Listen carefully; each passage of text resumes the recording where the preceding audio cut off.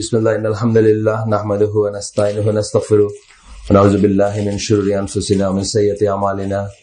May yahdihillahu fala mudilla lahu wa may yudlil fala hadiya lahu. Wa ashhadu an la ilaha illallah wahdahu la sharika lahu wa ashhadu anna Muhammadan abduhu wa rasuluh. Amma ba'd, fa inna khayral hadisi kitabullah wa khayral hadi Muhammadin sallallahu alayhi wa sallam. Wa sharral umuri muhdathatuha wa kullu muhdathatin bid'ah wa kullu bid'atin dalalah. আসসালামু আলাইকুম ওয়া রাহমাতুল্লাহি ওয়া বারাকাতুহু। আমরা যেখানে শেষ করছিলাম ওখান থেকে শুরু করি। তার আগে আমি এই বইটার থেকে আসলে ওই দিন এই নিয়ে কিছু কথা যখন বলতেছিলাম আমি ফেরেশতা নিয়ে, জিন নিয়ে, তখন মনে হচ্ছে যে এই বইটার থেকে আমরা যদি কিছু নিতাম, যে মানে কিভাবে জিন ফেরেশতা সম্বন্ধে আমাদের কি মনে করব বা কি ধ্যান ধারণা রাখবো, এখানে বেশ কিছু ডেসক্রিপশন ছিল আর কি। যাই হোক, এটা আজকে হয়তো স্কোপ হবে না, আমি নিয়ে আসছিলাম, তারপরেও আজকে হয়তো অত বিস্তারিত স্কোপ থাকবে না। যে মানুষের সাথে যে একটা করে শয়তান থাকে, কারিন যেটাকে বলে, একজন করে ফেরেশতা থাকে, পার্মানেন্টলি থাকেন বা সবসময়ের জন্য ফলো করেন, এই জিনিসগুলো এখানে ছিল, কিন্তু আমায় খুঁজে বাইর করতে হবে। আজকে আমরা এটা যাবো না, আজকে এখান থেকে পড়ি, পরে কোনো একদিন এটা ক্লিয়ার করবো। এই বই এই মজলিসে পড়া হয়নি, এটা আপনাদের বলছিলাম দ্য ওয়ার্ল্ড অফ দ্য জিন অ্যান্ড ডেভিলস, এই বইটার নাম। এটা হচ্ছে 8টা বইয়ের যে আকিদার সিরিজ আছে ডক্টর ওমর আল আশকারের, তার একটা বই, তার 3 নাম্বার বইটা হচ্ছে এটা। ফেরেশতার উপর বিশ্বাসটাকে আমানতু বিল্লাহি মালাইকাতিহি, যে ফেরেশতার উপর বিশ্বাসটাকে উনি 2 ভাগে করছেন। তার এক ভাগ হচ্ছে এটা, মানে জিনের ব্যাপারগুলা, আর এক ভাগ হচ্ছে ইসের ব্যাপার, ফেরেশতাদের ব্যাপারগুলা। আর ফেরেশতাদেরকে উনি জিনকে উনি ফেরেশতাদের গ্রুপের আন্ডারে আনছেন, বিকজ আপনারা জানেন যে ওই আদমের সৃষ্টির সময় ফেরেশতাদেরই ছিলেন। ইবলিস ছিল, সে জিনদের ভিতর থেকে ছিল, বাট সে তাদের সাথেই কাজ করতো বা তাদের ইনচার্জ টাইপের ছিল আর কি। যাই হোক, আমরা আজকে গতদিন যেখানে শেষ করছিলাম তারপর থেকে শুরু করি। এই সংক্রান্ত ব্যাপারে আমরা কিছু আলাপ করতেছিলাম, যে ঘরের আনসিন ওয়ার্ল্ডের এফেক্ট আমাদের উপর কি, কোন কোন জায়গাগুলায় ফেরেশতারা থাকতে পছন্দ করেন এবং কোন কোন জায়গাগুলায় ফেরেশতারা যান না কোথায়, সেটার আন্ডারে এই কথাগুলো আসছিল। যে যেই ঘরে কুকুর থাকে অথবা ছবি থাকে, সেই ঘরের ভিতরে রহমতের ফেরেশতারা বা জেনারেল ফেরেশতারা যান না, এক্সেপ্ট মৃত্যুর ফেরেশতা, তারপরে আপনার কেরামুন কাতিবিন যারা আমাদের আমল লেখেন, আর আপনার ওই যে মানে স্থায়ীভাবে যে ফেরেশতা আপনার সাথে থাকেন, আপনার কম্পেনিয়ন, তারা ছাড়া বাকি সবাই। এখানে উনি গার্ডিয়ান এঞ্জেলস কথাটা লিখছেন। এই গার্ডিয়ান এঞ্জেলস কথাটা এইভাবে ঢালাভাবে না লিখে একটু এক্সপ্লেন করার ব্যাপার ছিল, সেই জন্য আমি বইটার থেকেই করছিলাম। এটা আমরা আরেকদিনের জন্য পেন্ডিং রাখলাম, আজকে সেই আলোচনায় গেলাম না। তারপরে ছিল যে শয়তান কি কি করে আমাদের। এইখানে আমরা ওই দিন 2-3টা পড়ছিলাম বোধহয়, হ্যাঁ 2-3টা পড়ছিলাম। যেখানে শেষ করছিলাম সেখান থেকে আজকে পড়ি। শয়তান আল্লাহর ল বা আল্লাহর আইনগুলোকে সুপারস্টিশন দিয়ে রিপ্লেস করতে চায়। এটা আমরা দেখি আমাদের ভিতরে এতদিন পরেও সুপারস্টিশন, মানে এতদিন বলতে আমি বলছি, আমি তো অনেকদিন ধরে চেষ্টা করতেছি এই পথে হাঁটার, তারপরেও কিন্তু পুরান দিনের জিনিসগুলো 100% যায় না। 100% যায় না বলতে কি, মানে কতগুলো একদম অটোমেটিক্যালি উঠে আসে। ধরেন এই কথাটা দেখবেন এখনো আমাদের এইজের বা আমাদের চেয়ে বড় বা আমাদের ছোট যারা অনেকদিন আল্লাহর পথে চলার চেষ্টা করতেছেন, তাদের ভিতরে অনেক সময় চলে আসবে মুখে যে আপনার কথাই মাত্র বলতেছিলাম, আপনার অনেকদিন বাঁচবেন, এই কথা আমরা বলি না, চলে আসে এমনিতে মুখে। কারণ আমরা এটা বলতে বলতে বলতে মিন না করলেও চলে আসে। এখন আর মিন করি না আমরা আলহামদুলিল্লাহ, আমরা যারা এই পথে চলার চেষ্টা করতেছি তারা জানি যে এটা ঠিক না বা এগুলা মনে করা উচিত না, কিন্তু প্রবাদ বাক্যের মতো করে হলেও মুখে চলে আসে। এই জিনিসগুলোর কথাই বলছেন এখানে। সূরা নিসার 119-20 নাম্বার আয়াত কোট করছেন, যেখানে শয়তান বলতেছে, and I will mislead them, আমি তাদেরকে পথভ্রষ্ট করব। I will arouse in them sinful desires and I will command them so they will sit sorry they will slit the ears of cattle, ওই কান ফুটা করতো ঈশের দিনের, ওই সময়কার দিনের ওই হ্যাঁ জাহেলি যুগে কান ফোটা করতো, এটা সুপারস্টিশন ছিল।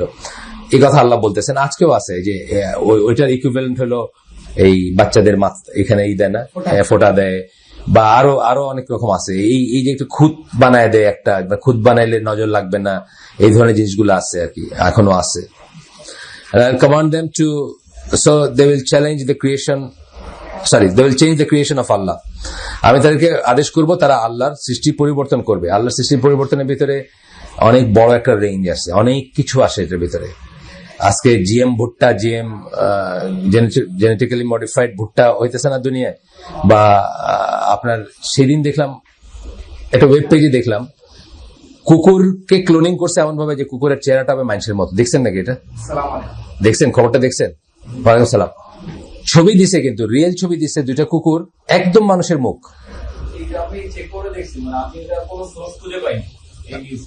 তাই না? না কিন্তু ধরেন এই ধরনের জিনিস তো করে যাচ্ছে, না ক্লোনিং তো করে যাচ্ছে। ক্লোনিং তো আর আজকে শুরু হয়নি, ক্লোনিং তো অনেকদিন ধরে শুরু হয়েছে। তো ক্লোনিং এর যে চেষ্টাটা বা স্টেম সেল রিসার্চ যেগুলো করতেছে, বেসিক্যালি এগুলো কি আল্লাহর সৃষ্টির পরিবর্তন, আল্লাহর সৃষ্টির পরিবর্তন করা। আল্লাহ আমাদেরকে রোগ শোক মিলায় বানাইছেন মানুষ। ধরেন সব আপনার ভিতরে একটা রোগেরই আছে, ওনার ভিতরে একটা রোগেরই আছে। এখন হিউম্যানয়েড রোবট বানানোর জন্য কি চেষ্টা করতেছে, যে এমন মানুষ বানাবে যার ভিতরে কোন রোগ শোক থাকবে না। বুঝছেন না? এটা কি আল্লাহর সৃষ্টির পরিবর্তন না? এই রোগ শোক যেটা আছে, কারো একটা ডেফিসিয়েন্সি আছে, আপনার একটা আছে, আমার একটা আছে, আরেকজনের একটা আছে, এই সব মিলে আমরা মানুষ। আপনাকে আল্লাহ অঙ্কের মেধা দিচ্ছেন, আমাকে আল্লাহ হয়তো কাঠমিস্ত্রির মেধা দিচ্ছেন, বা আমাকে আরেকটু ধরেন খুব ফাইন ঘড়ির মেকানিক্স এর যে চোখ লাগে, খুব ফাইন জিনিস করার মেধা দিচ্ছেন, আপনাকে খুব জিনিস করার মেধা দিচ্ছেন, আপনি স্টিল নিয়ে নাট বল্টু নিয়ে কাজ করেন। এই সবই কিন্তু রিকোয়ার্ড দুনিয়াতে। আপনার যেটা নাই আমার সেটা আছে, আমার যেটা নাই আপনার আছে, কমপ্লিমেন্টারি সাপ্লিমেন্টারি করে দুনিয়াটা চলবে। কিন্তু আমি যদি এখন মনে করি যে সব রোবটের মতো প্রোডাক্ট, এমন মানুষ বানাবো যার ভিতরে কোন রকম ডেফিসিয়েন্সি থাকবে না, সে রোবটের মতো কাজ করে যাবে, টায়ার্ড হবে না, মানে এগুলো আল্লাহর সৃষ্টির পরিবর্তন না, এগুলো আল্লাহর সৃষ্টির পরিবর্তন। একটা জিনিস হচ্ছে যে টেকনোলজিক্যালি আপনি অ্যাডভান্স হলেন, সেটা অন্য জিনিস। আর একটা হচ্ছে যে আপনি ক্রিয়েশনটা চেঞ্জ করে দেন, এফেক্ট দেখা যাবে অনেক পরে। যখন প্রথম করবেন তখন মনে হবে সবকিছু মানে বাহবা দেওয়ার মতো জিনিস। যেমন আপনারা হয়তো জানেন যে এই যে মেয়েদের যে কন্ট্রাসেপটিভ পিলটা, এটা কিন্তু একটা আন্দোলনে, সেক্সুয়াল রেভলিউশনের অংশ হিসাবে মেয়েরা কিন্তু ডিমান্ড করছিল যে ছেলেরা প্রেগনেন্ট হয় না একটা অকাম কাকম করলে এটার পেনাল্টিটা মেয়েদেরই বহন করতে হবে, সুতরাং এটা একটা ডিভাইস লাগবে আর কি। এইভাবে কিন্তু প্রথম পিল বা কন্ট্রাসেপটিভটা আসে। তারপরে সেই মেয়েরাই 70-এর দশকে এটা দেখা গেছে যে মেয়েদেরকে পার্মানেন্ট ড্যামেজ হয়ে গেছে যারা পিল ইউজ করতো বা করছে। কেউ মরে গেছে, কেউ পাগল হয়েছে, কারো পার্মানেন্ট ড্যামেজ হয়েছে। তারপরে তারা 70s-এ ইউএস কংগ্রেস এবং সিনেটের ওপেনলি চ্যালেঞ্জ করছে, সংগ্রাম করছে, বিচার চাইছে যে যারা এই পিলগুলাকে মার্কেট করছে তাদের জন্য বিচার হয়, কারণ এটা মেয়েদের জেনারেশন আফটার জেনারেশনকে পার্মানেন্টলি ড্যামেজ করে দিচ্ছে। কথা কি কথা, এই কথা বলার পিছনে কারণ, এখন কিন্তু আমেরিকায় আপনি আমাদের দোকানে, কিন্তু আমাদের দেশে কিন্তু মুদির দোকানে কন্ট্রাসেপটিভ পিল পাবেন। জাস্ট রাস্তার ভিতরে সিগারেট বিড়ি বেচতেছে, ওই দোকানে দেখবেন ঝুলানো আছে কন্ট্রাসেপটিভ পিল, মায়া বড়ি না কি যেসব যেগুলো ছিল আর কি, যা ছিল। আমেরিকায় কিন্তু এটা প্রেসক্রিপশন নেই, জানেন তো, আপনার ওভার দ্য কাউন্টার কিনতে পারবেন না, নো ওয়ে। কারণ কি এই ড্যামেজ গুলো হয়েছে দেখে। এগুলা আমি কেন বললাম যে আল্লাহর সৃষ্টির পরিবর্তন যখন মানুষ করে, তখন মানুষকে আল্লাহ ওই প্রজ্ঞা দেন নাই যে down the line, down the stream, কোথায় গিয়ে যে সমস্যাটা হবে এটা যে আগে বোঝার মতো ক্যাপাবিলিটি মানুষকে দেন। এটা যখন বুঝবে তখন অলরেডি টু লেট, কিছু করার থাকে না। যে ফুড ইন্ডাস্ট্রি নিয়ে যে কথাটা আমরা বলি, যে ফুড ইন্ডাস্ট্রিতে বেশি প্রোডাকশনের জন্য, বেশি মার্কেট করার জন্য, বেশি পয়সা আর্ন করার জন্য লোভের যোগান দিতে কি করছে, গরুগুলারে মোটা তাজা করছে, মুরগিগুলারে মোটা তাজা করছে, গ্রোথ হরমোন দিছে। তার এফেক্ট আসছে অনেকদিন পরে। জেনারেশন চেঞ্জ হয়ে যাচ্ছে, মানুষের জেনারেশন চেঞ্জ হয়ে যাচ্ছে, মানুষরা চেঞ্জ হয়ে যাচ্ছে। এই যে হোমোসেক্সুয়ালিটি এবং লেসবিয়ানিজমের প্রসারের পিছনে স্কলাররা মনে করেন এইটা একটা কারণ। এই যে হরমোন নিয়ে নাড়াচাড়া করছে, যে এই যে গ্রোথ হরমোন নিয়ে নাড়াচাড়া করছে। গ্রোথ হরমোনটা একটু ফিমেল হরমোন, যেটা দিলে ফ্ল্যাটেনিং হয় আর কি। এটা নিয়ে এই করাতে এই পরবর্তীতে এই সমস্যাগুলো আসতেছে, মানুষের ভিতরে হরমোন ইমব্যালেন্স হচ্ছে, অথবা মানে জেনেটিক চেঞ্জ চলে আসতেছে একটা আর কি, যেটা আদৌ লাভজনক না, বা যেটা অত্যন্ত বড় ক্ষতির ব্যাপার, বা হিউম্যান রেসকেই চেঞ্জ করে দিতে পারে, চিরতরেও করতে পারে, আর টেম্পোরারি তো হচ্ছে চেঞ্জ। তো এইগুলো আসলে আল্লাহর সৃষ্টির পরিবর্তন হঠাৎ প্রসঙ্গক্রমে আসলো কোরআনের আয়াত, এই জন্য বললাম যে এটা কিন্তু যে কারো যে কোনো কিছু করার আগে দুইবার চিন্তা করা উচিত।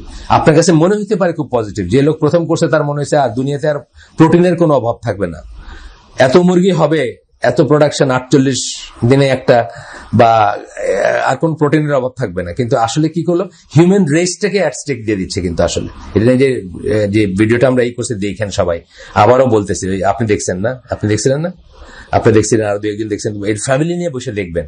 ফুড ইন্ডাস্ট্রির উপর একটা ভিডিও আমরা দিছিলাম, একটা লিঙ্ক দিছিলাম আর কি, ফ্যামিলি নিয়ে সবাই দেখবেন। তাইলে খাওয়ার ব্যাপারেও সাবধান থাকবেন। এই যে রাস্তাঘাটে আপনার ব্রোস্টেড এই চিকেন AFC BFC থেকে ZFC কিছু বাদ নেই, এখন আছে না বাংলাদেশে অনেক ABC, ক্যালিফোর্নিয়া ফ্রাইড, আমাদের আমাদের পাড়ায় একটা আছে ফ্রাইড কিং, আমার রাজারে ভাইয়া খাওয়াইতেছে নাকি, মানে কি রাখবে, ফ্রাইড একটা মনে হয়েছে, কিং মনে হয়েছে, বাস ফ্রাইড কিং, রাজা ভাইয়া খাওয়াইতেছে। আসলে বোঝাইতে চাইছে যে ফ্রাইড চিকেনের রাজা সে, কিন্তু হয়ে গেছে মিনিং ফ্রাইড কিং। আপনি দেখেন গ্রিন রোডে আছে নাম এটা, হ্যাঁ, রাজা ভাজা হয়ে গেছে এটা। যাই হোক, আমরা কিন্তু এগুলাতে হোলসেল ঝাঁপ দেওয়ার আগে বা এগুলাকে আত্মীকরণ করার আগে দুইবার চিন্তা করার আছে। এই যে পিল তো বেসিক্যালি ফিমেল কন্ট্রাসেপ্টিভ পিল, যেটা এটা কিন্তু এক ধরনের hormone, female hormone, sorry growth hormone না, ফিমেল হরমোন। তো এটা দিয়ে ইংল্যান্ডে দেখা গেছে, আমাদের বইতে ওই যে কি নাম, বিবাহ নারীবাদে বোধ হয় আছে এই কথাগুলা, যে আপনার এই যে পিলগুলা খায়, পানির ফিল, এগুলো তো মানে এক্সপেরিমেন্টের সাথে বাইর হয়ে যায়, মানে আমাদের শরীর থেকে বাইর হয়ে যায়, বাইর হয়ে গিয়ে কোথায় যায়, টয়লেটে যায়, টয়লেটের আউটলেট কোথায় যায়, নদীতে যায়। সেই নদীর পানি কিন্তু ইংল্যান্ডে বা এসে সেটাই কিন্তু আবার রিসাইকেল করে, টয়লেটের যে পানিটা বাইরে যায় সেটাই পরিশোধনের মাধ্যমে পরিষ্কার হয়ে আসে, ঠিক আছে, কোনো সমস্যা নাই। কিছু বলবেন আপনারা? উপরে নাই কেউ? আপনার বাচ্চা, আচ্ছা। তো দেখা গেছে যে বাইরে যাবেন না, আব্বা আম্মু ছাড়া বাইরে যাবেন না কেউ, উপরে চলে যান, উপরে যাওয়াই ভালো, বাইরে যাবেন না, যান নিচে গিয়ে খেলার দরকার নেই, নিচে কেউ নাই এখন। আচ্ছা, দেখা গেছে কি যে পানি পরিশোধন করতেছে, সব পরিশোধিত হইতেছে, কিন্তু এই হরমোন যেটা পিলের ভিতর যে হরমোনটা ছিল, সেই হরমোনটাকে আর ফিল্টার আউট করা যায় না, সেপারেট করা যায় না পানি থেকে। তাহলে সেই হরমোনটা সহ, যদিও এটার কোনো অসুবিধা নাই আপনার, মানে কি বলবো, জীবাণু বা পেট খারাপ হবে বা এই ধরনের কোনো অসুবিধা নাই, কিন্তু এই ইনটেকটা কি মেল ফিমেল সবাই খাচ্ছে, আবার পানিটা ফিল্টার করেই খাচ্ছে, কিন্তু ফিল্টার দিয়ে এটা দূর হয় না।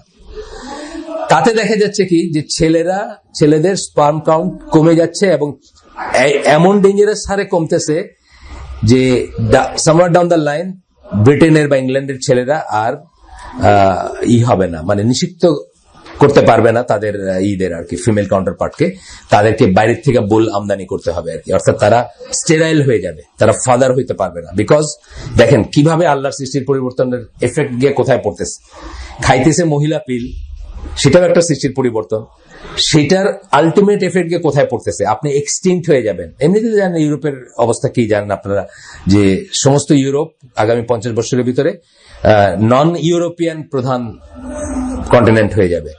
জার্মানি 25 বছরের ভিতর হবে, আর সমস্ত ইউরোপ 50 বছরের ভিতর হবে।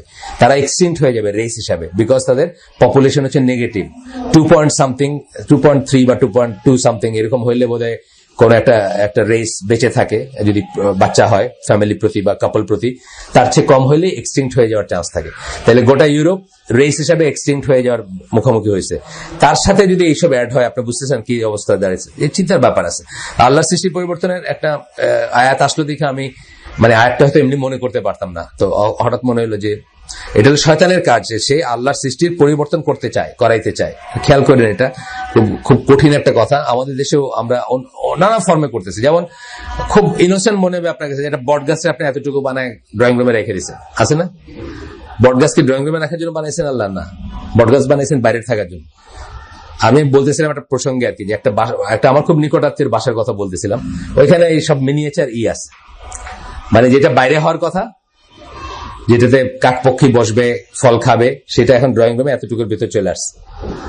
আর যার ঘরে থাকার কথা, মানে ওই বাড়িরই বউটা, গ্রামের বাড়ির বউটা, সে সকাল 7টা-8টার সময়, গ্রামেও কিন্ডারগার্টেন স্কুল আছে এখন, বাচ্চাটারে নিয়ে কিন্ডারগার্টেন স্কুলে গিয়া ওই স্কুলের সামনে 5 ঘন্টা কাটায় আসতেছে। এটা আল্লাহ সৃষ্টির পরিবর্তন না? অবশ্যই আল্লাহ সৃষ্টির পরিবর্তন। এই মেয়ের রাস্তায় ওইখানে ওই বৈশাখ 5 ঘন্টা কাটানোর জন্য জন্ম হয়নি। বাচ্চা নিয়ে গিয়ে ওইখানে গিয়ে চিটচ্যাট করতেছে, গপ্প করতেছে, সাথে দিয়া মানে অন এন্ড অন ফিতনা কিন্তু আছে এটা। এইসব থেকেই তো এই যে স্কুল সামনে সামনে বসে থাকে, এগুলো থেকে ওই ফোন, পরকিয়া, এটা সেটা, এগুলো তো মানে সিরিজ মানে অকাম কুকাম আছে। কিন্তু রুটটা কোথায়? এই মহিলার ঘরে থাকার কথা ছিল, বটগাছটার মাঠে থাকার কথা ছিল। বটগাছটা নিয়ে ঢুকাইছেন ঘরে, আর মহিলাটার বাইর করেছেন মাঠে যাইতে আর কি, বুঝছেন না? দুইটাই হলো আল্লাহর সৃষ্টির পরিবর্তন, মানে ফিতরার পরিবর্তন করে দিচ্ছেন আপনি। যাক, কেউ মাইন্ড করে থাকলে মাফ করে দেন। এখানে যদি কারো গায়ে লেগে থাকে, মানে এই কথাগুলো প্রোগ্রেসিভ কারো লাগতেই পারে যে আপনি উল্টা ধারায় চালাইতে চাইতেছেন দেশটারে, বা পৃথিবীর প্রোগ্রেসকে উল্টা দিকে নিতে চাইতেছেন, এটা কারো আপত্তি থাকতেই পারে। And whoever takes shaitan as an ally instead of Allah has certainly sustained a clear loss. আর শয়তানের এইসব সাজেশন, আল্লাহর সৃষ্টির পরিবর্তন করার এইসব সাজেশন গুলা, এইসব ইগুলাকে যে নিয়ে তাকে একটা বন্ধু হিসেবে গ্রহণ করবে, সে বড় ধরনের লসের সম্মুখীন হবে, ক্লিয়ার লস। শয়তান promises them and arouses desire in them. শয়তান তাদেরকে প্রমিস করে, শয়তান তাদেরকে দেয়, আপনার কি বলে, অঙ্গীকার করে, এই হবে, এই হবে, এই হবে, তোমার এই হবে। কিন্ডারগার্টেনে পড়বা, তুমি পাইলট হইবা, তুমি ইঞ্জিনিয়ার হইবা, তুমি ডাক্তার হইবা, তোমার মা বাইরে যাবে, বুঝছেন না? আমি না গেলে কে নিয়ে যাবে বাচ্চারে? সারাদিন বসে থাকবে UIWC এর সামনে, ওই ফুটপাতের উপরে এই পাইতা, বুঝছেন না? এইগুলো হলো সব শয়তানের প্রমিস। কিন্তু আসলে কি হবে? তার দুনিয়াও যাবে, তার আখিরাতও যাবে, সবই যাবে তার। আমি বলি না আপনাদের যে আপনি দেখবেন নাম করা স্কুলগুলোর কথা আমি বলি আর কি, যে আমাদের পাড়ার থেকে একটু সামনে হলো YWC। আপনি দেখবেন আপনাদের ছিল লম্বা দাড়ি, টুপি পরা বাপ, হিজাবি মা, নেকাবি মা প্যারেড করতে করতে বাচ্চাগুলোর নিয়ে ওই খ্রিস্টান মিশনারি কাফেরের হাতে তুলে দিয়ে আসতেছে যে বাচ্চাদের দেখে রেখো ভালো মতো। তো মুসলমানের জন্য খ্রিস্টান মিশনারির কাছে বাচ্চা দেওয়া মানে ওই নেকড়ের কাছে ছাগলের বাচ্চা দিয়ে আসলেন যে তুমি একটু দেখে শুনে দেখো, এরকম ব্যাপার না? ডাউন দ্য লাইন সে এক সময় বলবে যে আমি আর এগুলো বিশ্বাস করি না। যেগুলো হইতেছে ইংলিশ মিডিয়াম স্কুলগুলোতে হইতেছে অনেকখানে, আমি আর এগুলো বিশ্বাস করি না। তেমনি আমাদের এখানে এক ভাই, আমি নাম বললাম না, মামুন চিনবে বা আর অন্যরা চিনবে, নাম বলার দরকার নাই, ওই খুবই একলাসালা এই ভাই আর কি, আমাদের মানে অত্যন্ত কাছের মানুষ আমাদের। তার 2টা ছেলে রেসিডেন্সিয়াল মডেল স্কুলে পড়ে, ওইখান থেকে উনি আর বাইর করতে পারেন না, ওইখানে রাখছে। রেসিডেন্সিয়াল মডেল স্কুলের কথা আপনারা জানেন যে পেপারে আসছে এগুলো, আমি পার্সোনালি জানি না, পেপারে আসছে যে এই টিফিন টাইম আর ছুটির, টিফিন টাইম আর স্কুল শুরু হওয়ার আগে ছাড়া বাকি সময়টা তারা টয়লেট গুলো লক করে ফেলছে, এবং চাবি থাকবে টিচারের কাছে, যে যাবে তাকে চাবি চাইয়ে নিয়ে টয়লেটে যেতে হবে। তার কারণ হলো একটু উপরের দিকে ক্লাস 5, 6, 7, 8, মানে 6, 7, 8, মানে উপরের দিকে বলতে আমি বোঝাচ্ছি যে একটু যারা বয়স হয়েছে, হয়তো 8 বা 7 বা 6, বা একদম বড় ভাইরা না, কলেজও তো আছে ওইখানে, মানে মাঝারি বড় ভাইরা, তারা সব নাকি ওই আলাদা আলাদা অ্যারেঞ্জমেন্টে বাথরুমে গিয়ে মোবাইল ফোনে পর্নোগ্রাফি দেখে। এই রিজনে টয়লেট গুলোকে, পেপারে আসছিল এটা আমার এই কথা না, টয়লেট আপনি জানেন তো না, যারা দেখছেন জানেন, টয়লেট গুলোকে বন্ধ করে দিচ্ছে যে এখন টিচারের কাছ থেকে চায় নিয়ে যেতে হবে। সো এই বলতেছি যে মানে আমাদের ভিতরে যে ডিজায়ার কি, এই হইতে হবে, এই হইতে হবে, এই না হলে এটা হওয়া যাবে না, ওটা না হলে এটা হওয়া যাবে না।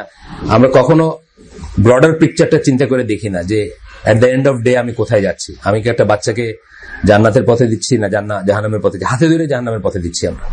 এগুলো জানার পরে যখন আমরা এইসব জায়গাগুলোতে প্লেস করবো, এটা তো হাতে ধরে জাহান্নামের পথে দেওয়া।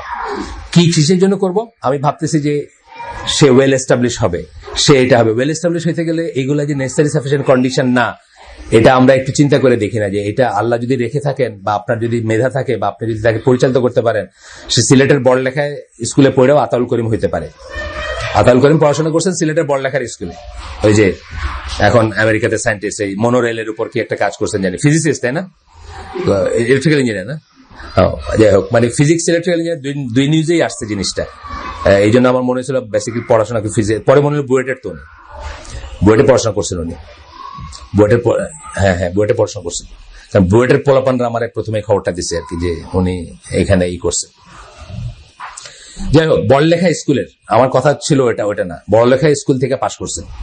তাইলে আপনি যদি প্রপারলি গাইড করতে পারেন, তার মেধা বিকশিত হবে, এবং আপনি চান না যে এই মেধা বিকশিত হওয়ার বিনিময়ে সে জাহান্নামে হোক, এটা কেউ চাওয়া উচিত না।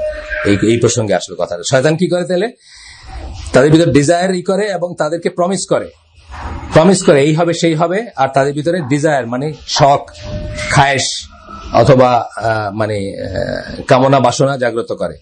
বাট শয়তান does not promise them except dilution. কিন্তু শয়তানের প্রমিস গুলা কি? মায়া, যেটাকে বলে ডিলিউশন মানে কি? মায়া মানে মিথ্যা প্রমিস, মিথ্যা। আপনারা জানেন, আমরা গতদিনই বোধহয় পড়ছি, এইখানে পড়ছি গতদিন, যে বদরের যুদ্ধের সময় শয়তান একজন সাহাবী না মানে একজন ইসের রূপে আসছিল, সাহাবীর রূপে আসছিল, মদিনাবাসীর রূপে, আনসার একজন আনসারের রূপে আসছিল। আয়েশা ইসেকে, নামটা আমি জানতাম, জানেন নাকি? কারণ মনে আছে নামটা? কার চেহারায় আসছিল? হ্যাঁ, আচ্ছা, হ্যাঁ, মানে যাই হোক, তার চেহারায় আসছিল, এসে তাদেরকে প্রমিস করছিল যে তোমরাই, আমি নেক্সট দিন বলবো ইনশাল্লাহ, নেক্সট দিন বলতে পারবো। এটা খুব ফেমাস ঘটনা, যার চেহারায় আসছিল। তো নামটা বলতে পারবো, আমার নামটা মনে পড়তেছে না এখন। না, আনাস বিন মালিক তো গেদা বাচ্চা ছিলেন তখন। হ্যাঁ, সুরাকা বিন মালিক হইতে পারে। হ্যাঁ, সুরাকা বিন মালিক হইতে পারে, রাইট। আগে বলবেন তো, একটু আগে আওয়াজ দিবেন। হ্যাঁ, ঠিক আছে। তার রূপে আসছিল, আয়েশা প্রমিস করছিল যে আজকে তো তোমরাই জিতবা, মানে ঈদের কাফেরদের। তারপরে সে যখন দেখছে, ফেরেশতাদের দেখছে, সে আস্তে করে কাইটা পড়ছে, তার আর খুঁজে পাওয়া যায়নি। এই বদর যুদ্ধে তো দেওয়া স্লটার, মানে অনেক মরছে না, এই মানে বড় বড় লোকরা মরছে তাদের, কাফেরদের। তো তখন আর তার খুঁজে পাওয়া যায়নি। তার প্রমিস গুলো এরকমই হয় সবসময় তার প্রমিস গুলো এরকমই হয় যে সে আপনাকে প্রমিস করবে। ওই যে আরেকটা গল্প বলতেছিলাম, গতদিনই বলতেছিলাম, গল্পের একটা অংশ বলতেছিলাম, যে একটা লোককে সে প্রমিস করছিল, ভালো একটা লোক ছিল, কতগুলো ভাই তাদের বোনকে রেখে যাবে, তো ওই লোকের, ইসরায়েলের গল্প আর কি, ওই লোকের জিম্মায় রেখে যায়। তারপরে সে অনেক খারাপ কাজ করে লাস্টে যখন তার মৃত্যু হবে, মানে তাকে ওরা মৃত্যুদণ্ড দিবে বা ই করবে, তখন শয়তান বলছে যে তুমি যদি আমার সেজদা দাও তাহলে আমি চেষ্টা করতে পারি তোমারে বাঁচানোর। সে শেষ পর্যন্ত সেজদাও দিচ্ছে শয়তানকে, এবং তারপরে বলছে যে আমার কোনো ক্ষমতা নাই, আমি তোমার রক্ষা করি। শয়তানের প্রমিস গুলো এই ধরনেরই হয়। যাই হোক, এরপরটা আসেন, শয়তান excesses you through alcohol and gambling. শয়তানের আপনার ভিতর প্রবেশ করার রাস্তাগুলো যতগুলো, সবই খারাপ রাস্তা। সালাম। তারপরে হচ্ছে পার্টিকুলারলি অ্যালকোহল এবং গ্যাম্বলিং, এই দুইটা জিনিসই যখন মানুষ যায়, আপনি দেখবেন তারা এমন কাজ করতে পারতেছে আদারওয়াইজ তারা যেটা কোনোদিন করতে পারতো না। আপনাদেরকে আমি বলছি যে আমার এই লাইনে আসার পেছনের একটা ঘটনা আমি বলছি, যে 1986 সালের নিউ ইয়ার্স ইভ, যেটা মানে 1985 সালের 31শে ডিসেম্বর, যেটা ওই দিন আমি মানে একটা নিউ ইয়ার্স পার্টি দেখতে গেছিলাম কারো ইনভাইটেশনে। আমি দেখলাম যে এই মানুষগুলা, স্যুট পরা টাইপ করা মানুষগুলা একেবারে কুকুর বিড়ালের চেয়ে অধম, under the influence of alcohol. এবং এখান থেকে আমার একটা বড় ধরনের রিয়েলাইজেশন হলো যে ওয়েস্টার্ন ওয়ার্ল্ডটা আসলে কিসের উপর চলতেছে বা কিভাবে চলতেছে। আমার যে ওয়েস্ট বিমুখতা একটা আমার লেখালেখিতে তো ফুটে উঠে, আমি তো লুকাই না এটার কিন্তু রুট হচ্ছে এই সময়টাই আমি যে দেখছি সেগুলো দেখে আমি চিন্তা করতে শুরু করছি যে আসলে এরা কোথায় যাচ্ছে বা কি জন্য কি করতেছে আর কি। শুরুটাও এখান থেকে। তো যাই হোক, অ্যালকোহল এবং গ্যাম্বলিং, দেখবেন গ্যাম্বলিং এ মানুষ এমনও হয়েছে যে নিজের ওয়াইফকে তারা ট্রেড করে ফেলছে, পেপারে উঠে দেখবেন, আমাদের দেশে উঠে। আর অ্যালকোহলের কথা তো জানেনই আপনারা, মানে জাস্ট মানুষ আর পশুতে কোনো তফাৎ থাকে না, ডিপেন্ডিং অন দ্য কি মানে আপনার কি বলে মাত্রাটা কতটুকু। দ্যাট রিমাইন্ডস মি, আমি আশা করি এখানে এই রুমে যারা বসে আছেন তাদের কেউ কখনো বা এটা প্র্যাকটিস করেন না। হেলথ ড্রিঙ্কের নামে যে জিনিসগুলা চালু আছে সেগুলোর ভিতরে অধিকাংশই হচ্ছে মাদকদ্রব্য, এবং অধিকাংশই হচ্ছে লাইফ থ্রেটেনিং এফেক্ট আছে আর কি। মানে আপনার কিডনি থেকে শুরু করে আপনার ইন্দ্রিয়গুলোর অনেক কিছুকে ড্যামেজ করে দেওয়ারই আছে। যদিও আপনি টেম্পোরারিলি একটা সিপ নেওয়ার পরে আপনার মনে হতে পারে যে আপনি ইনভিগোরেটেড বা আপনি চাঙ্গা হয়ে উঠছেন। হ্যাঁ, আপনি গাড়ি চালাইতেছেন, আপনি ধরেন 10 ঘন্টা হয়ে গেছে, দিনাজপুর যাইতেছেন, তারপর আপনার চোখে একটু ঢুলু আসতেছে, একটা খাইলেন, আপনার মনে হলো যে শরীরটা গরম হয়ে গেল, কিন্তু আসলে কিন্তু এটা আপনাকে মানে জাস্ট মেরে ফেলতেছে আর কি, জাস্ট কিলিং এজেন্ট আর কি। এবং রিসেন্টলি বাইরেছে যেগুলো, এগুলো খুব ভয়ঙ্কর। ভাইগ্রা টাইগ্রা মার্কা জিনিস নাকি গুঁড়া করে এগুলোতে মেশানো আছে আর কি, মানে ভাইগ্রার যে এইগুলা ইসে আসছে, প্রাইমারি লেভেলের মাদক। এটা তো এসে আসছে আপনার ওই যে কি বলে ওই মানে সেকুলাররা, হ্যাঁ না প্লাস সেকুলার এক মহিলা, ওনার নাম আমি ভুলে গেছি, উনি ওই সায়েন্টিস্ট আর কি, ওই নিউট্রিশন বা কিসের সেকুলার, একদম পিওর সেকুলার। উনি কোনো মানে ইসলামপন্থী না যে উনি এইগুলোর পছন্দ করেন না দেখে এগুলোর এগেইনস্টে উনি খারাপ কথা বলতেছেন তা না, একদম উনি লিখছেন যে কিভাবে একের নাম ধরে লিখছেন কোনটার ভিতর কত পার্সেন্টেজ কি আছে এক একটা করে ধরছেন, আর বলছেন যে প্রত্যেকটা হচ্ছে মানুষকে মানে আলটিমেটলি মেরে ফেলারই আর কি, আর মরে যাবে আর কি মানুষ। এটা আমি কোন পেপারে দেখি না, ওয়েব পেজে দেখছি। আচ্ছা, সামারিন ব্লগ, যেটা সেকুলারদের মানে মানবতাবাদীদের ব্লগ বা খুব প্রগতিশীলদের ব্লগ, সেখানে কিন্তু উনি একদম টেবুলেট করে করে লিখছেন আর কি জিনিসগুলো। আচ্ছা আসেন পরে, তাহলে কি বললাম এই দুইটা জিনিস, তাহলে এই দুইটা জিনিস থেকে আমরা প্রাইমারি সেকেন্ডারি টার্সিয়ারি লেভেলেও দূরে থাকবো। মাদক বললাম যে অনেক সময় যে যেমন হেলথ ড্রিঙ্ক যদি কেউ খায় থাকেন, উনি তো রিয়েলাইজ করেন এটা মাদক, এটাও কিন্তু মাদক, এবং অ্যালকোহল পার্সেন্টেজ তো কম বেশি থাকতে পারে, এটাও মাদক। এই ধরনের আরো অনেক জিনিস আছে, শুধু এটা না, যা কিছু আপনার সেন্সটাকে নষ্ট করে, সে গাঁজাও আপনার সেন্সকে নষ্ট করে, আপনার আরো যত কিছু আছে, যত লাইটই মনে হোক সেটা আপনার কাছে, যত লাইটই মনে হোক, এবং কি যখন অ্যাডিক্টেড হয়ে যায় তখন সিগারেটও ম্যাটার করে না? একটা মানুষকে সিগারেট দেন আর সিগারেট না দেন, সে দুই রকম বিহেভ করবে, তার মানে কি? তার মানে তার ম্যাটার করে। সে আপনি দেখবেন সিগারেট না, সে ওয়াইফের সাথে মিসবিহেভ করতেছে, এটা করতেছে, ওটা। যখন কেউ ছাড়ার চেষ্টা করে, যারা লং টাইম স্মোকার, নজবিল্লাহ, আমি একসময় সিগারেট খাইতাম, I know what it means, যারা লং টাইম স্মোকার তারা দেখবেন যে তার বিহেভিয়ার প্যাটার্নটা চেঞ্জ হয়ে গেছে। সিগারেট দেন নাই, বন্ধ রাখছেন, বিহেভিয়ার প্যাটার্ন চেঞ্জ হয়ে গেছে। তো এগুলা হচ্ছে যে যত রকম টক্সিকেন্ট সবকিছুই কিন্তু এটার মাধ্যমে শয়তান আপনার ভিতরে, মানে কি শয়তানের কাজগুলো আপনি করেন। শয়তানের কাজ কি? ঝগড়াঝাটি, চিৎকার, মানুষের ভিতর বিভেদ, তাই না? হাজবেন্ড ওয়াইফ, এই সমস্ত জিনিসগুলো হবে না? হাজবেন্ড ওয়াইফ, বন্ধু বন্ধু, ভাই ভাই, যত রকম বিভেদ। শয়তান কি চায়? ফিতনা চায়। যত রকম বিভেদ, যত রকম ফিতনা। গ্যাম্বলিং কি? আমার ওয়াইফ লিখে দিলেন একজন, ফিতনা না এটা? আপনি আপনার 10টা পোলাপান আছে, 10টা পোলাপানের জন্য 1 টুকরা জমি আছে, আপনি জুয়া খেলতে বসে জমিটা আরেকজনে লিখে দিয়ে দিচ্ছেন বা ওটা বেঁচে দিচ্ছেন, ফিতনা না? এইভাবেই শয়তানের কাজগুলো অ্যাকচুয়ালি কি? শয়তানের কাজগুলোকে চোখে দেখায় কি বলে নাকি এটা শয়তানের কাজ? তা না। যে কাজে সমাজে সংসারে মিসচিফ আসবে, ফিতনা আসবে, হানাহানি আসবে, মারামারি আসবে, সেটাই শয়তানের কাজ। শেষ। এরপরে কি? শয়তান মেক্স ইভিল লুক গুড। এটা খুব বড় একটা কথা। শয়তান খারাপ জিনিসকে আপনার চোখে সুন্দর দেখাবে। আমাদের কত মানুষের কাছে ধরেন ফর এক্সাম্পল খোপায় চুল, কি বলে, খোপায় ফুল দিয়া, আপনার সাদা শাড়ি লাল পাড় পরে বৈশাখের দিনে বাইরে যাওয়াটা কতজনের কাছে সুন্দর লাগে না? চোখে সুন্দর লাগে। আমারই ভাইয়ের কাছে লাগে, আমার আপন ভাইয়ের কাছে হয়তো লাগে। আমি হয়তো মানে ধরেন কি বলে আহলে সুন্নাহ ওয়াল জামার পথে হাঁটতেছি ফর লাস্ট 30 ইয়ার্স, আমার আপন ভাইয়ের কাছে এটা সুন্দর লাগে দেখি। এটা মিনিং কি? মিনিং হচ্ছে যে জিনিসটা ফিতনার, যে জিনিসটা খারাপ। এই গতদিনও কোট করছে, আবার করছে যে ওয়াইযা কিলা লাহুম লা তুফসিদু ফিল আরদি কালু ইন্নামা নাহনু মুসলিহুন, সূরা বাকারার আয়াত, 11 নম্বর আয়াত বোধহয়, যাই হোক আমি শিওর না। তো যখন তাদেরকে বলা হয় যে দুনিয়াতে ফাসাদ সৃষ্টি করে না, তারা বলে আমরা তো ভালো কাজই করতেছি। এই সব কাজগুলো দেখতে সুন্দর লাগে না? আপনারও লাগছে হয়তো একদিন, হ্যাঁ, বেলি ফুলের মালা খোপায় জড়ায় নিয়ে একটা কত রবীন্দ্রিক একটা ভাব, কত পরিশীলিত লাগছে আপনার কাছে।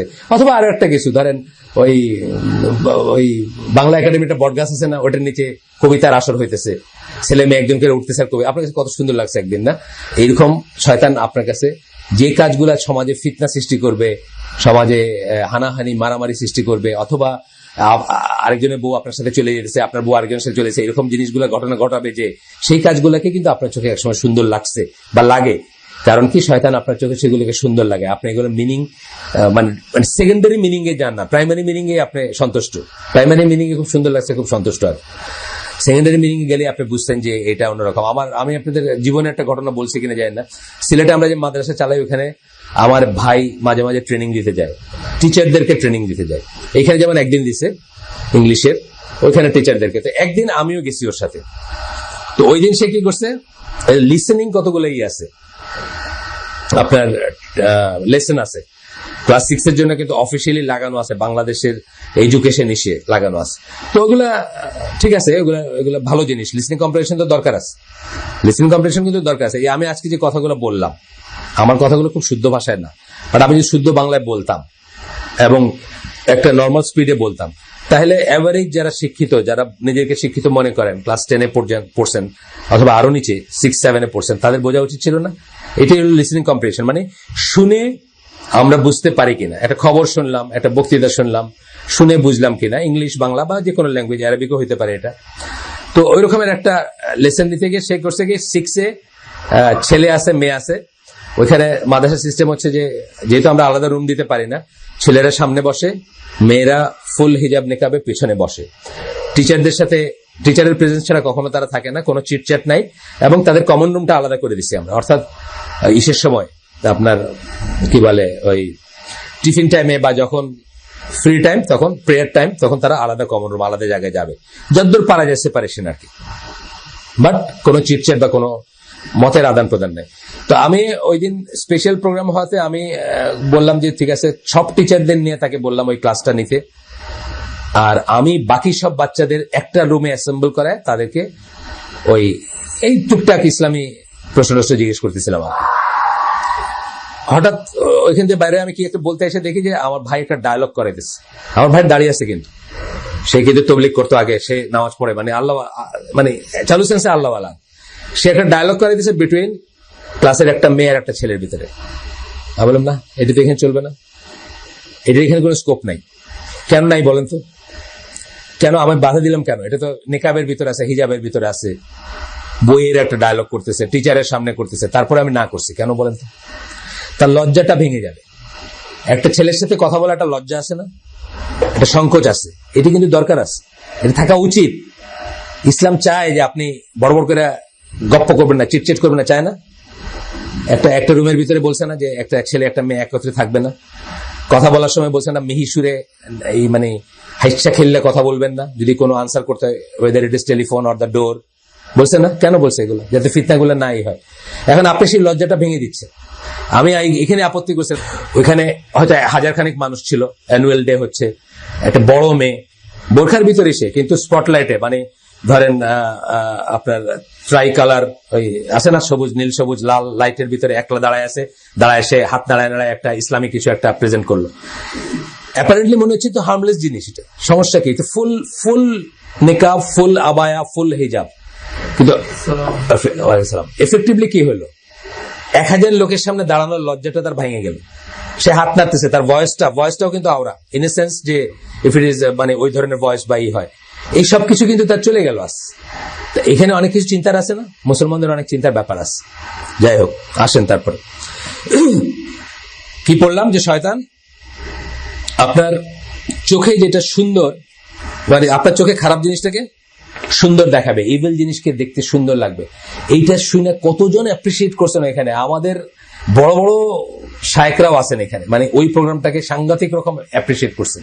যে প্রোগ্রামটার কথা আমি বলতেছি, যে কত সুন্দর, এটা কত স্মার্ট। মানে ইসলাম মানে কি জবুথবু হয়ে থাকতে হবে নাকি? ইসলাম মানে বুঝছেন না, হাত নাইরা জাকির নায়ক স্টাইলে ওইখানে অ্যারাবিক বললো, ইংলিশ বললো, কত সুন্দর লাগছে দেখতে। কিন্তু এফেক্টিভলি আসলে কি হচ্ছে, এগুলো চিন্তা করলে আপনি বুঝবেন যে কি হইলো এখানে। তো এইগুলা আসলে যাই হোক, দেখতে সুন্দরই লাগে আমাদের কাছে। এরপরে বলতেছে যে শয়তান tries to divide people and cause conflicts between them, ভাগ করাইতে চায় আর কনফ্লিক্ট করতে চায়। যে সমস্ত জিনিসগুলো অত্যাবশ্যক না, যে সমস্ত জিনিসগুলোকে ডিফার করা অত্যাবশ্যক না। এখন আপনি আমারে বললেন যে চলেন হাইকোর্টের মাজারে যাই, গিয়া ওইখানে একটু দোয়া খেয়ার করে আসি, এটাতে ডিফার করাটা অত্যাবশ্যক। কারণ কি? এটাতে আমার ইমান নষ্ট হয়ে যেতে পারে, আমার ইসলাম নষ্ট হয়ে যেতে পারে, তাই না? অত্যাবশ্যক। কিন্তু যে সমস্ত জিনিসের ডিফার করাটা অত্যাবশ্যক না, সেই সমস্ত জিনিসগুলোতে আমরা ডিফার করে ফিতনা সৃষ্টি করব না বা সমাজের ভিতর ভাগাভাগি করবো না। কালকেই রাত্রে আমি মহাখালীর ওই ইসে বলতেছিলাম যে আপনার তারাবির নামাজ 2 করে পড়া যায়। এই কথাটা যদি রাসূল সাল্লাল্লাহু আলাইহি ওয়াসাল্লাম থেকে এসে থাকে, তাহলে যে মসজিদে 20 রাকাত নামাজ পড়ে, সেই মসজিদে এনমাস 40% অফ দ্য মানুষ 8 রাকাতের পরে বাইর হয়ে যাওয়াটা এই কারণেই, মানে এই যে ডিভিশন ক্রিয়েট করার কারণেই কিন্তু মোহাম্মদ বিন সালেহ আল উসাইমিন এবং আব্দুল আজিজ বিন বাজের মতো সৌদি স্কলাররা বলছেন যে সোসাইটিতে 20 রাকাত পড়া হয়, সেই সোসাইটিতে সবাই উচিত একতার খাতিরে, সমাজবদ্ধতার খাতিরে কমপ্লিট নামাজটা পড়া, মাঝখানে চলে না আসতে বলছে। কেন? এই ডিভিশনটা শয়তান আপনাকে একটা দিনের আমল করার নাম নিয়ে কিন্তু আপনাকে এটা করাচ্ছে এবং এতে থেকে মারামারির উদ্ভব হচ্ছে।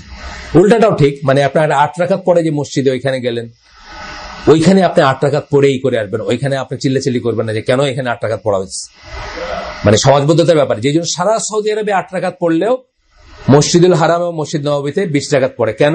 কারণ ওইখানে আরবদের চেয়ে আজামিদের সংখ্যা বেশি থাকে এবং এইসব আজামিরা এটা নিতে পারবেন না বা এখান থেকে একটা ফিতনা শুরু হবে। ওয়ারেজ 20 রাকাত পড়াতে তো কোনো নিষেধ নাই এবং এটা দিনের অত্যাবশ্যকীয় জিনিস না যে 8 রাকাত পড়তেই হবে আমাকে।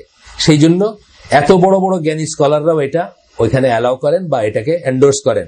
ওয়ারেজ আমাদের দেশে দেখবেন এই 2-4টা কিতাব পড়া স্কলাররা বলবেন যে আরে এটা মানে 8 রাকাতে বেশি পড়া যাবেই না, না না না। আরেকজন বলবেন 20 রাকাত।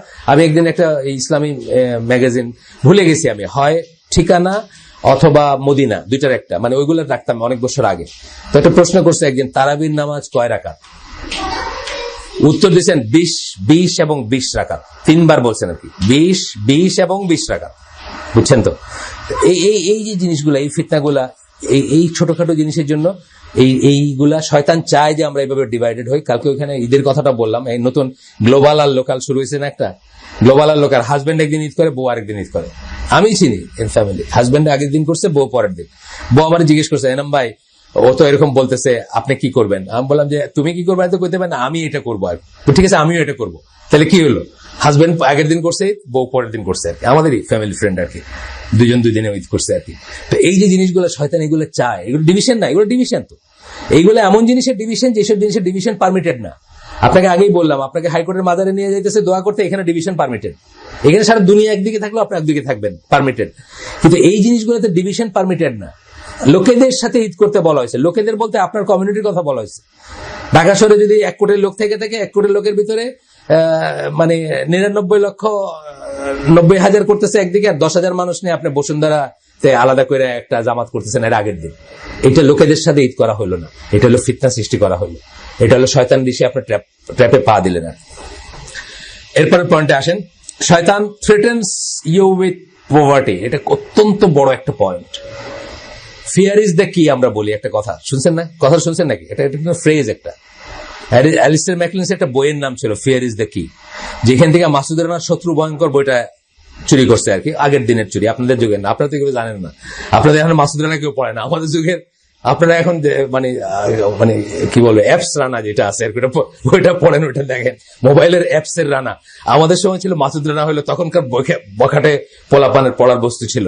তো এখানে একটা, উনি আমার জেনারেশনে, উনি কিছুটা জানবেন, শত্রু ভয়ঙ্কর একটা বই ছিল, এটা মানে অলমোস্ট ওয়ার্ড ফর ওয়ার্ড বা ওয়ার্ড বাই ওয়ার্ড ওইখান থেকে চুরি করা আর কি, অ্যালিস্টার ম্যাকলিন্সের ওই বইটা। ফিয়ার ইজ দ্য কি।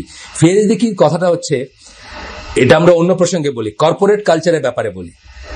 কর্পোরেট কালচারে যে আপনাকে একান্ত বশ্য স্লেভ হিসাবে ধরে রাখছে, তার পেছনে ফর্মুলাটা হচ্ছে ফিয়ার ইজ দ্য কি। আপনাকে অল্প বয়সেই এত অ্যামিনিটিজ এর টেস্ট দিয়ে দিছে, আপনার একটা এয়ার কন্ডিশন রুম দিছে, আপনার একটা রিভলভিং চেয়ার দিছে, আপনার 5,000 টাকা ফ্রি টক টাইম দিছে, আপনার ট্রাভেলিং এ গেলে ফার্স্ট ক্লাস অথবা প্লেনের দিছে, বুঝছেন না? আপনার ভালো করে মোচও জ্বালায় না এখন, কথার কথা। এখন যেদিন নিয়ে আপনার হাউস লোন দিয়ে দিছে, কার লোন তো দিছেই, গাড়ি চালাইছেন অলরেডি, আপনি হাউস লোনেরও প্রমিস করছে যে হাউস লোনও দেওয়া হবে। এরপরে বস আপনার একদিন ডেকে নেয়, বলে তুমি স্টুপিড, তুমি এই কাজটা কেমনে করলা? আপনার ইগোতে লাগলো, আপনি মানুষের লাগার কথা আপনার, মানে এখন ইচ্ছা করতেছে সবকিছু ছুড়ে বাইরে যাবেন, কিন্তু অলরেডি আপনাকে ফিয়ার ইজ দ্য কি বানাই দিছে। মানে আপনার ভয় আসবে তখন যে এই আমি, আপনার ভিজুয়ালাইজ করবেন যে এই এয়ার কন্ডিশন রুমের জায়গায় একটা ছাকলা ঘর, এই রিভলভিং চেয়ারের জায়গায় একটা কাঠের ক্যাশ করতেছে চেয়ার, বুঝছেন না? তারপর ফার্স্ট ক্লাসের জায়গায় থার্ড ক্লাস, প্লেন তো বাদই দিলাম, টক টাইম কোথায় যাবে? নিজের পয়সা দিয়া আপনি আর পারবেন না। এটা হচ্ছে কর্পোরেট ইসের চাবিকাঠি, হচ্ছে ফিয়ার ইজ দ্য কি। এটা আমার কথা না, এটা ওদের ওয়েস্টার্ন ওয়ার্ল্ডের কথা।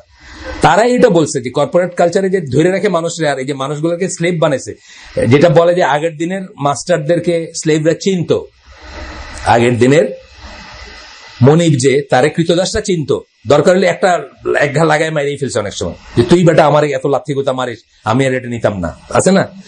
এখনকার মাস্টারকে কেউ চিনে না। এখনকার মাস্টার কি করবে? আপনাকে একটা নোটিশ ধরাই দিবে, একটা চিঠি ধরাই দিবে যে management has decided that your service is no longer required. Management কে? আপনি খুঁজতে যান, একটা মানুষ পাবেন না, একটা চেহারা নাই কিন্তু এটার পিছনে, বলবে যে এটা বোর্ডের ডিসিশন। এটা আসলে কিন্তু আপনার হয়তো আপনার যে অপছন্দ করে সে আপনার চাকরিটা খাইতেছে, কিন্তু আপনি তারা কোনোদিনই করতে পারবেন না। এটা হলো কর্পোরেটই। তাই এখানে বলে ফেসলেস মাস্টার। আপনি এখন স্লেভ, আপনি এখন কর্পোরেট কিসের স্লেভ, কৃতদাস। একবার ঢুকলে আর বেরোতে পারেন না, ছাড়তে পারেন না, আল্লাহর পথে ব্যয় করতে পারেন না, সময়, সম্পদ, শ্রম, মেধা কিছুই আল্লাহর পথে ব্যয় করতে পারেন না। আপনাকে কি দিয়ে এই করে শয়তান? পভার্টির ভয় দেখায়। আপনার এইগুলো ঐশ্বর্য থাকবে না, আপনার এই লাইফ থাকবে না, আপনার ইমিউনিটি থাকবে না, এই ভয় দেখায় আপনাকে দিয়ে স্লেভের মতো কাজ করে নেই। ফেসলেস মাস্টার, এই মাস্টারের কোনো ফেস নাই। এই একই এসে আপনাকে বলে যে দুটি সন্তানই যথেষ্ট, দুটি সন্তানের বেশি নয়, একটি হলে ভালো হয়। এই একই ফর্মুলা দিয়ে আপনার ভিতরে ঢুকেছে কিন্তু, যে পভার্টি, আপনার ভয় লাগে যে প্লেটে একটা বাড়লে খাইতে দিব কই থেকে, অথচ আপনি হয়তো আপনার আব্বা যা ইনকাম করতে তার হয়তো 10 গুণ ইনকাম করতেছে, বা 10 গুণ বেটার খাইতেছে। রোজই আপনি মানে বাজার বাসা মাছ আর গোস্ত খাইতেছেন। আপনার আব্বা, আপনি জানেন গ্রাম বাংলায় আগে কিন্তু কসাইখানা ছিল না, জানেন তো না? আগে ছিল না, গ্রামে ছিল না কিন্তু কসাইখানা। আমি যখন নানা বেড়িতে যাইতাম কোনো কসাইখানা ছিল না।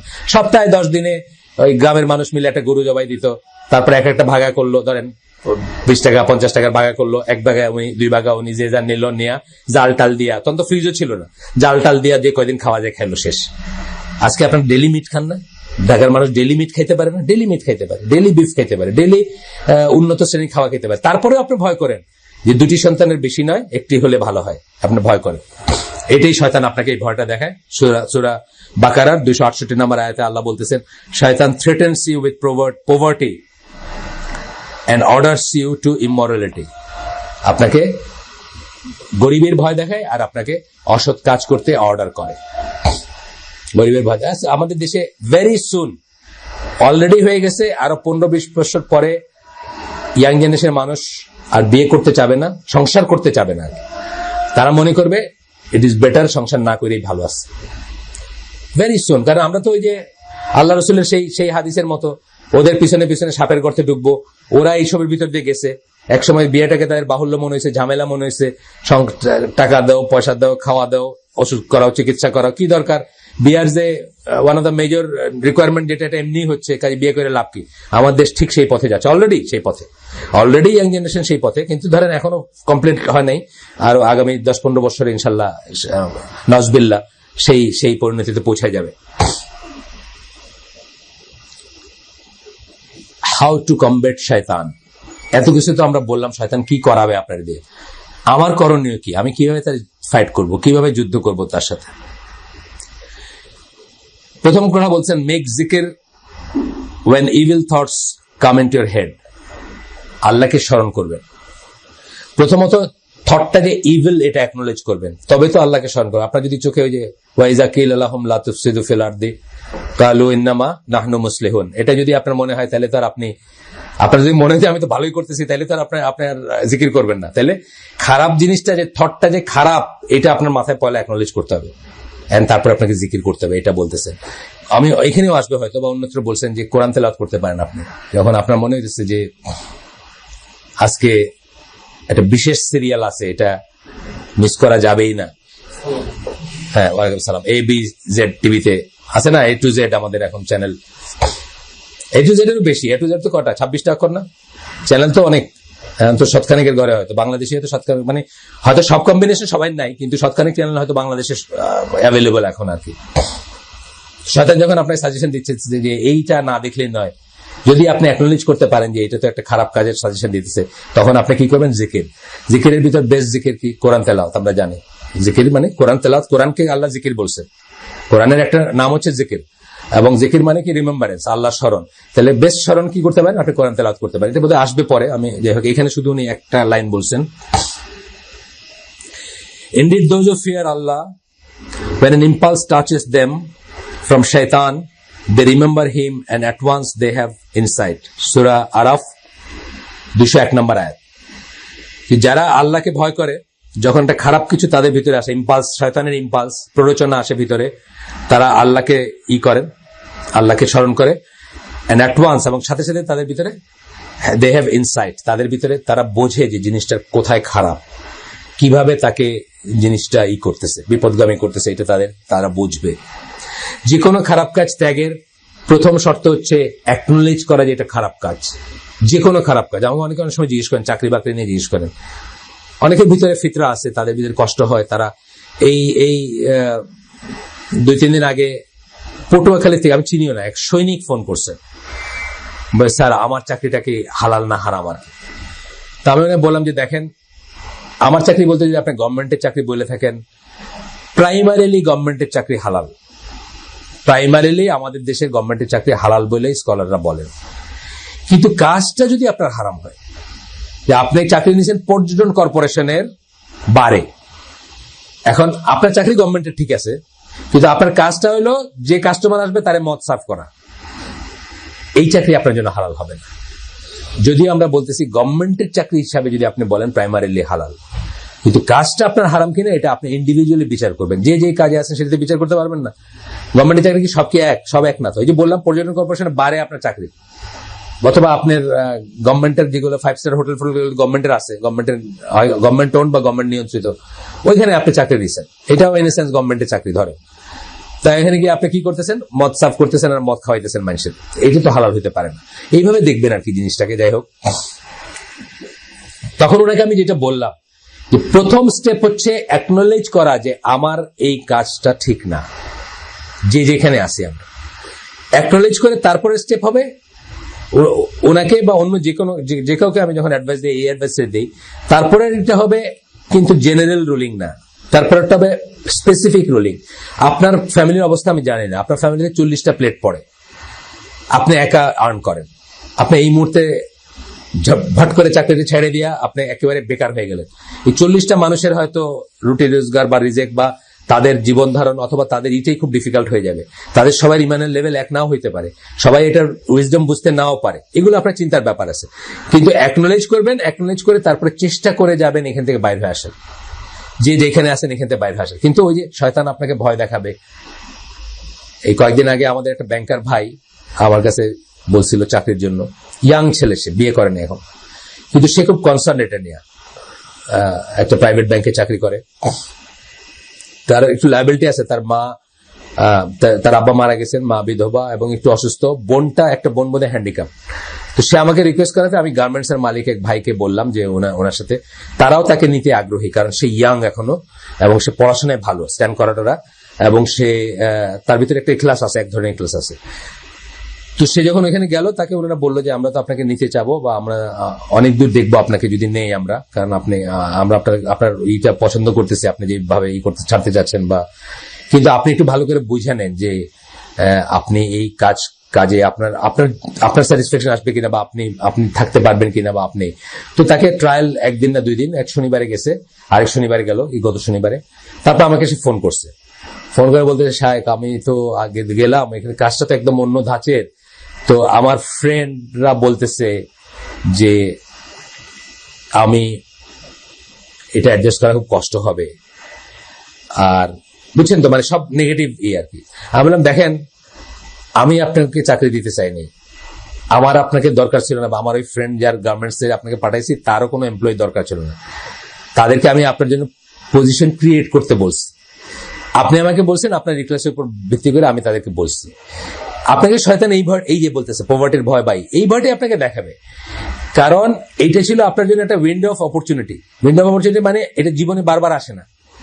আপনি আপনার পুরো লাইফটাকে আরেকটা লাইনে ঘুরাই দিতে পারতেন। আপনি এখনো ইয়াং, আপনি আপনার এফিসিয়েন্সি দেখায়া তাদের একজন হয়ে যেতে পারতেন, এবং তারা দেওয়ার আস্কিং ফর ইট। তারা দুজনই আমাদের এজ গ্রুপের, তারা একটা ইয়াং এনার্জেটিক ছেলেকে তাদের একজন হিসাবে নিতে চাচ্ছে, অর্থাৎ দে আর লুকিং, মানে ভবিষ্যতে অনেক দূর দেখতেছে তারা। কিন্তু আপনাকে কি করলো, এই যে স্টাক, আমি কতজনকে চিনি, তারা গত 15 বছর আগে আমার সাথে পরিচিত, বা 13-14 বছর আগে পরিচিত। তারা 14 বছর আগে বলছে যে স্যানিটারে চাকরি করতো, ভদ্রলোক, স্যানিটারি ব্যাংকে, এখন অন্যত্র আছে। 15 বছর আগে বা 14 বছর আগে সে আমাকে বলছে যে সে ছাড়তে চায়, আজও সে ছাড়তে পারে না চাকরি, বিকজ ওই যে বললাম ফিয়ার ইজ দ্য কি। এখন সে একটা ব্যাংকের কান্ট্রি ম্যানেজার, বিদেশি ব্যাংকের কান্ট্রি ম্যানেজার, সে বিশাল পোস্ট। এখন তো আর মানে একবার নেক্সট ইম্পসিবল আর কি, কারণ সে যে কোনো চাকরিতে যাবে, ইসলামী ব্যাংকের কোনো চাকরি যদি নেয় বাংলাদেশে, তার হয়তো 10 ভাগের 1 ভাগ হয়ে যাবে তার স্যালারি, মানে এই পর্যায়ে সে এখন। বুঝছেন না? ওই ব্যাংকিং জার্নাল টার্নালে তার মানে সে কত নাম করায় কাজ করছে এগুলার ছবি উঠে আর কি। তো এই যে জিনিসটা বলতেছে যে উইন্ডো অফ অপরচুনিটি যখন আসলো জীবনে, একটা ক্রিটিক্যাল জাংচার বলি আমরা এটাকে, মানে ক্রস রোডস বলে না, মানে একটা মোড়ে এসে দাঁড়ায় একটা চান্স ছিল তার, তখন তারে বললাম যে এই উইন্ডো অফ অপরচুনিটি সবসময় আসে না। আপনার এইজ ছিল, আপনার মেধা ছিল, হয়তো আপনি ডাইভার্সিফাই করতে পারতেন নিজেরে, কিন্তু শয়তান হয়তো আপনাকে সেটা করতে দিচ্ছে না, আপনাকে ভয় দেখাচ্ছে। এই যে ফিয়ার ইজ দ্য কি, যেটা বললাম একটু আগে। আবু হুরায়রা রাদিয়াল্লাহু আনহু বর্ণনা একটা হাদিস, বুখারী এবং মুসলিমের হাদিস। আল্লাহ রাসূল সাল্লাল্লাহু আলাইহি ওয়াসাল্লাম বলছেন, যে বলে লা ইলাহা ইল্লাল্লাহ ওয়াহদাহু লা শারীকা লাহু লাহুল মুলকু ওয়া লাহুল হামদু ওয়া হুয়া আলা কুল্লি শাইইন কাদির, এটা যে বলে, ট্রান্সলেশনটা শেষ হয়েছে, 100 টাইমস ডেইলি, এটা কিন্তু সহিহ হাদিস। এই যে নাম্বারের কথা যেটা বলা হয়, নাম্বারের আমলে কিন্তু 100 পর্যন্ত পাওয়া যায় ইউজুয়ালি। এই যে লাখ লাখ লাখ লাখ আমল দেখেন না, লাখের প্রথম কথা হলো লাখ নাম্বারটা ছিল না তখন, এইটা দিয়ে প্রথমে বুঝবে না। লাখ কোটির যে হিসাব, 49 কোটি টাকা আল্লাহর পথে বাইর হয়ে 1 টাকা ব্যয় করলে, এই গল্প শুনছেন না আপনারা, 49 কোটি টাকার সওয়াব পাওয়া যায় দেওয়ার। এইটা প্রথমেই মিথ্যা হইলো যে কোটির কোনো ফিগার ছিল না তখন, মানে মিথ্যা ধরার প্রথমেই হইলো যে আরবদের গণনা হয়তো থাউজেন্ডের ইসে গণনা হইতো, কোটি কোনো ফিগার ছিল না। মানে এই মিথ্যাচারের শুরুটা হলো এখানে। আর এটা এমনি বোঝা যাইতেছে, তাইলে আর আমার সারা জীবন দান করে কোনো লাভ আছে নাকি? একবার চিল্লায় গিয়া 1 টাকা দিয়ে দিলাম, শেষ, সারা জীবনেরটা শেষ। এত যাকাত, এত হজ, এত ই করে কোনো লাভ আছে? একবার করলেই তো হয়ে গেল। হজবিল্লাহ। 100 বার যে এই করবে daily, will get the reward for freeing 10 captives, 10টা গোলাম আজাদ করার সওয়াব পাবেন তিনি। he or she will get 100 blessings, বারাকা পাবেন 100 বারাকা। 100 mistakes will be wiped out, 100 mistake, তার ভুল মুছে দেওয়া হবে। and it will be a protection for him or her from shaitan, এই জন্য কিন্তু হাদিসটা কোট করছেন। হাউ টু কমব্যাট শয়তান বলছেন না, এইটার এই হেডিং এর আন্ডারে এই হাদিস কোট করার কারণ হচ্ছে এইটা। 100 বার কিন্তু কিছুই না, আপনি মানে কোনটা দোয়াটা, লা ইলাহা ইল্লাল্লাহু ওয়াহদাহু লা শারীকা লাহু লাহুল মুলকু ওয়া লাহুল হামদু ওয়া হুয়া আলা কুল্লি শাইইন কাদির, আমরা তো ইসের পরে পড়ি, নামাজের পরে। এটাকে আপনি নিয়ম করে 100 বার করে ফেললে কোনো ব্যাপার নাই আর কি, সমস্যা নাই। আমি শেষ করে দিব, আচ্ছা ইনশাআল্লাহ এই হাদিসটা শেষ করে দিই।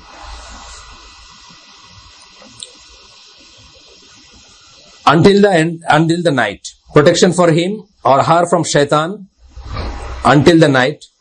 No one will get a better reward except one who did more than that. মানে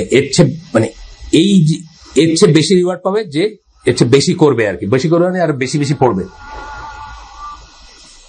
কাটটা বাজলো এর আগে, আমারটার সাথে একটা টাইম লেগ আছে 30 সেকেন্ড বোধহয় বা এরকম কিছু, হয়তো আমারটা স্লো হতে পারে। তো একটা আমল শুনলাম আমরা ইনশাল্লাহ নেক্সট দিন বাইগুলো দেখবো যে কি কি করলে, যেমন অজুতে থাকা সারাদিন, তারপরে নাক ঝাড়া, রিন্স, মানে ঘুম থেকে উঠে নাক কি করা, নাকের ভিতরে পানি দিয়ে অজু করলেই তো হয়। সেটা অজুর সিস্টেম তাই না, যে 3 বার রিন্স করবেন, ঝাড়বেন। সুন্না অজুর এটা দেখেন, আমাদের এই যে pray as you have seen me praying, ওটার ভিতরে আছে সুন্দর, কিন্তু মানে সুন্না এইগুলো দেখায়। এই যে আমরা দেখি যে মসজিদের ভিতরে, আমার সবচেয়ে ঘৃণার একটা কাজ দেখি যে মসজিদের ভিতরে মানুষের দিকে নাক খোটায়, বুঝছেন? মানে আমি টকবক করে তাকায় থাকি, যাতে মানে আমার কটমট করে তাকানো দেখে বোঝে, না হলে আমার সব ইচ্ছা করে বলে ফেলতে যায়, ভাই আপনি যে এইগুলো ফালাইলেন, এখানে একটা মানুষ সেজদা দিবে। এই জিনিসটারই দরকার হইতো না যদি আমরা সুন্নাহ মোতাবেক ওযু করতাম। নাকের ভিতরে পুরা পানিটা ঢুকাই দিয়া এইভাবে একবার, মানে 2টা নাককে ব্লো করা যেটাকে বলে, তখন হয় কি এই জিনিসটা নরম হয়ে যায়। প্রথমবার পানি ঢুকানোর পরে নরম হবে, সেকেন্ড টাইম আবার দিলেন, থার্ড টাইম যখন ব্লো করবেন ব্যাড হয়ে যাবে। আর যদি 5 বার ওযু করেন বা একাধিকবার করেন, তাহলে এটা লেগে থাকবে না। আপনার মসজিদে বসে 5 টাইম হিসাবে নাক খুঁটাইতে হবে না। অত্যন্ত ঘৃণার একটা ব্যাপার না, ওইসব মানুষের হাতে খাইতে ইচ্ছা করে না আমার, মানে দেখার পরে ওদের কাছে মানে খুবই ঘৃণা লাগে আমার কাছে। এটা একটা পার্সোনাল জিনিস বা এটা ঘরে করার জিনিস, এটা মসজিদে বসে করার জিনিস না।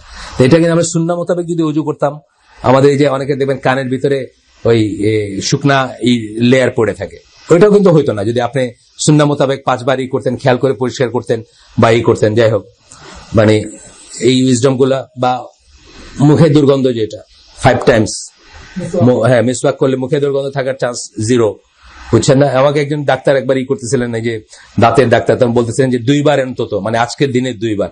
তারপরে বলতেছেন যে আল্লাহ রাসূল সাল্লাল্লাহু আলাইহি ওয়াসাল্লাম খাইতেন কি আর ব্রাশ করতেন 5 বার, আর আমরা কি খাই আর আমরা ব্রাশ করি মাত্র 1 বার। তাও 1 বারটাও কোনো সময় করি না, সকালে উঠে করি। 1 বারটাও কোনো সময় আলসামির জন্য। আমার তো খুব সবচেয়ে আলসামির কাজের একটা মনে হয় এটা, এই যখন দেরি করে ব্রাশ করাটা রাত্রে শোয়ার আগে, মনে হয় এটা না করলে হইতো না, মানে না করলে খুব ভালো হইতো আর কি, এরকম মনে হয়।